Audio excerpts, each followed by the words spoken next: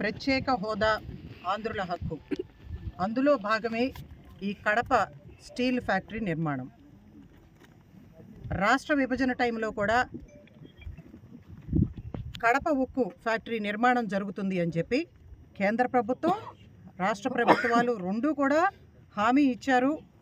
ప్రతిసారి ఎలక్షన్లు వచ్చినప్పుడల్లా కడప ప్రజల ముందుకు కానీ రాష్ట్ర ప్రజల ముందుకు కానీ వచ్చి కడప ఉక్కు ఫ్యాక్టరీ నిర్మాణాన్ని చేపడతాము అని చెప్పి ఇప్పటికీ మోసపూరితమైనటువంటి మాటలు చెప్పి మోడీ గారు, చంద్రబాబు నాయుడు గారు, జగన్మోహన్ రెడ్డి గారు, పవన్ కళ్యాణ్ గారు అందరూ ఇదే మాట ఒకళ్ళ తర్వాత ఒకడు చెప్పినవే చెప్పి రాష్ట్ర ప్రజల్ని మోసం చేస్తూనే ఉన్నారు.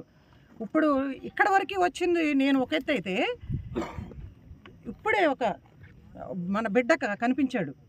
గ్రాడ్యుయేషన్ అయిపోయింది మేడం, మాకు ఉద్యోగాలు లేవు, వేసినటువంటి శిలాఫలకాలను కూడా పీక్కుపోతూ ఉన్నారు, అసలు ఇటువంటి పరిస్థితుల్లో మా భవిష్యత్తు ఏంటి ప్రశ్నార్థకంగా ఉంది అని చెప్పి మాట్లాడుతూ ఉంటే చాలా బాధాకరంగా ఉంది. ఒక ఆడబిడ్డగా మన బిడ్డల భవిష్యత్తు కోసం ఈ కేంద్ర రాష్ట్ర ప్రభుత్వాలను ఇప్పటివరకు విజ్ఞప్తి చేశాం, ఇప్పుడు హెచ్చరిస్తూ ఉన్నాం. అమరావతి రాజధాని అన్ని హంగులతో నిర్మాణం చేయటానికి ఏ విధంగా అయితే మేము ముందుకు కదిలామో అదే స్థాయిలో ఈ కడప ఉక్కు నిర్మాణం చేపట్టే వరకు కూడా కేంద్ర రాష్ట్ర ప్రభుత్వాలను ఊరుకునేదే లేదు అని చెప్పి ప్రధాని మోడీకి, చంద్రబాబు నాయుడికి, పవన్ కళ్యాణ్కి హెచ్చరించతో పాటు స్థానిక మాజీ మంత్రి, ఎంతో అనుభవం ఉన్నటువంటి నాయకుడు, ఇప్పుడు ప్రస్తుతం బీజేపీ ఎమ్మెల్యే ఆదినారాయణ రెడ్డి గారు, కొంచెమన్నా ఆలోచన లేదా మీకు? ఏం చెప్పి మీరు ఇక్కడ ఓట్లు అడిగారు? ఏం మీరు హామీ ఇస్తే ఇక్కడ ప్రజలు మిమ్మల్ని గెలిపించారు? సూపర్ 6 గురించి ఎట్లాగో మర్చిపోయారు జనం. మీరు ఇస్తారో లేదో అర్థం కావట్లా. వాళ్ళకి ఇస్తానంటున్నారు. ఏమి జబ్బలు చరుచుకుంటా ఇక్కడ మహానాడు కార్యక్రమం పెట్టారుగా, ఏదో సాధించేశామని. అది మీ పార్టీ కార్యక్రమాలు మాకెందుకయ్యా? అధికారంలో ఉన్నారు కాబట్టి వెర్రవీగుతా కోట్ల రూపాయలు ఖర్చు పెట్టి ప్రజాధనాన్ని మీరు మహానాడులు కార్యక్రమాలు చేసుకుంటారా? విందు భోజనాలు చేస్తారా?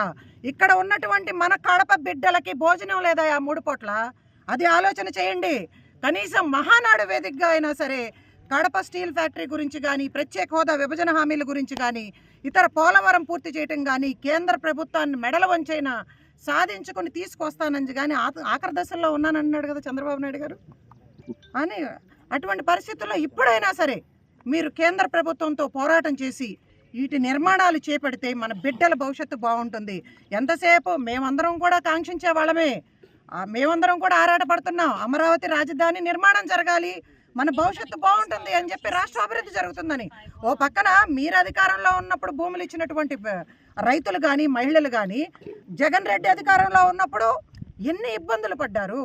ఇవాళ మళ్ళీ మీరు అధికారంలో ఉన్నప్పుడు కూడా రోడ్ల మీదకి వచ్చి పోరాటం చేయాల్సినటువంటి దుస్థితి ఎందుకు కల్పిస్తూ ఉన్నారు మీరు రాష్ట్ర ప్రజలకి? కాంగ్రెస్ పార్టీ చిత్తశుద్ధితో ఉంది. సోనియా గాంధీ గారు, రాహుల్ గాంధీ గారు, మల్లికార్జున ఖర్గే గారు అనేక సందర్భాల్లో పార్లమెంటులో కూడా లేవనెత్తారు. ఆంధ్రప్రదేశ్కి ప్రత్యేక హోదా విభజన హామీలు అమలు చేస్తేనే రాష్ట్రం అభివృద్ధి జరుగుతుంది, అన్ని పరిశ్రమలు వస్తాయి, అన్ని పూర్తి స్థాయిలో కూడా మన రాష్ట్రం అంతా అభివృద్ధి జరుగుద్ది, వెనకబడిన ప్రాంతాలకు నిధులు కేటాయించాలి, ప్రత్యేక హోదా వస్తేనే పోలవరం పూర్తవుతుంది, రాజధాని నిర్మాణానికి లక్షల కోట్ల రూపాయలు కావాలి, అది కూడా పూర్తి చేసుకోగలుగుతాం, వైజాగ్ స్టీల్ ప్లాంట్ని అమ్మితే, చాలా ప్రాముఖ్యత చెందినటువంటిది వైజాగ్ స్టీల్ ప్లాంట్, అమ్మితే ఊరు ఉపేక్షించము అని చెప్పి, మరి అట్లాగే రైల్వే జోన్ గురించి కానీ అన్ని విషయాల గురించి పోరాటం చేస్తుంది ఒక్క కాంగ్రెస్ పార్టీ మాత్రమే. రాహుల్ గాంధీ గారి నాయకత్వంలో. రాహుల్ గాంధీ గారు ఒక యోధుడు. చెప్తా ఉన్నాం, ఈ కేంద్ర రాష్ట్ర ప్రభుత్వాలను హెచ్చరిస్తూ ఉన్నాం. రాహుల్ గాంధీ గారి వెంట ఉండి, ఆయనకు అండగా ఉండి, సైనికుల్లాగా మేమందరం కూడా ఎటువంటి త్యాగాలకైనా సిద్ధపడి ఉన్నాం. ఇంతమంది కాంగ్రెస్ కార్యకర్తలందరూ కూడా జిల్లాల నుంచి, పక్క జిల్లాల నుంచి, కడప జిల్లా నుంచి తరలి వచ్చారు. ఎందుకంటే మన కోసం, మన భవిష్యత్తు కోసం, మన బిడ్డలకు మంచి ఉద్యోగాల అవకాశాలు కల్పించడం కోసం మీరు పోటీలు పడి జగన్మోహన్ రెడ్డి, చంద్రబాబు నాయుడు ఇక్కడ ఒకళ్ళ తర్వాత ఒకళ్ళు శంకుస్థాపనలు చేసుకుంటా పోతే మా పెద్దలు తులసిరెడ్డి గారు చెబుతూ ఉంటారు కదా, చెల్లి పెళ్ళి జరగాలి మళ్ళీ మళ్ళీ. నిజంగా చాలా హాస్యాస్పదంగా ఉంది, కానీ చాలా బాధతో చెప్తా ఉన్నాను. మీరు ఒకళ్ళ తర్వాత ఒకళ్ళు శంకుస్థాపనలు చేసుకుని, ఒకళ్ళు చేసిన శంకుస్థాపనలు ఒకళ్ళు పీకేసుకుంటా ధ్వంసం కాదు, మనకు కావాల్సింది విధ్వంసం కాదయ్యా, అర్థం చేసుకోండి. అమరావతి నిర్మాణం, కడప స్టీల్ ఫ్యాక్టరీ నిర్మాణం, ఇవన్నీ కూడా పూర్తి స్థాయిలో ఎంత త్వరగా పూర్తయితే అంత మన రాష్ట్రానికే మంచిది. మోడీ గారు వస్తాడు, కళ్ళబొల్లి మాటలు చెప్తాడు. బీజేపీ వాళ్ళు ఎప్పుడొచ్చినా అంతే కదా, అబద్ధాలు చెప్తారు. వెంకటేశ్వర స్వామి పాదాల సాక్షిగా ఇచ్చినటువంటి హామీనే ఎంతవరకు దిక్కులేదు మనకి. ఇవన్నీ ఎలా చేస్తారనుకుంటున్నారు?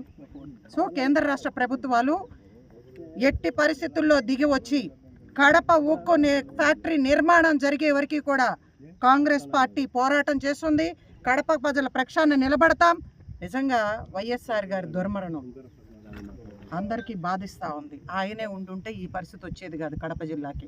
ఆయన బిడ్డలని చెప్పుకొని జగన్మోహన్ రెడ్డి ఒక దిక్కు, షర్మిలారెడ్డి ఒక దిక్కు, వాళ్ళిద్దరూ కుటుంబ తగాదాలతో సతమతమైపోతూ ఉన్నారు. కానీ కాంగ్రెస్ కార్యకర్తలు ఉన్నాం, సైనికుల్లాగా పోరాటం చేస్తాం, సాధించి తీరుతామని చెప్పి మీ ద్వారా రాష్ట్ర ప్రజలకి, కడప ప్రజలకి, కాంగ్రెస్ శ్రేణులందరికీ కూడా హామీ ఇస్తూ ఉన్నాం. మేడం పిసిసి అధ్యక్షురాలు రాలేదు, దీనికి పిసిసి అధ్యక్షుల మీదే మాట్లాడింది కాదు. మేము రాహుల్ గాంధీ గారితో, మేము సైనికులం. రాహుల్ గాంధీ గారితో భారతదేశం అంతా కూడా కన్యాకుమారి నుంచి కాశ్మీర్ వరకు కూడా దేశాన్ని ఐక్యంగా ఉంచడం కోసం కాంగ్రెస్ కార్యకర్తలకే కాదు అందరికీ అండగా ఉండటం కోసం పాదయాత్ర చేసిన వాళ్ళం. మాకు కాంగ్రెస్ పార్టీ ముఖ్యం, కాంగ్రెస్ పార్టీ నాయకులు కార్యకర్తలు ముఖ్యం. వలస వచ్చిన వాళ్ళని మేము పట్టించుకోము. చాలా స్పష్టంగా చెప్పదలుచుకున్నాను.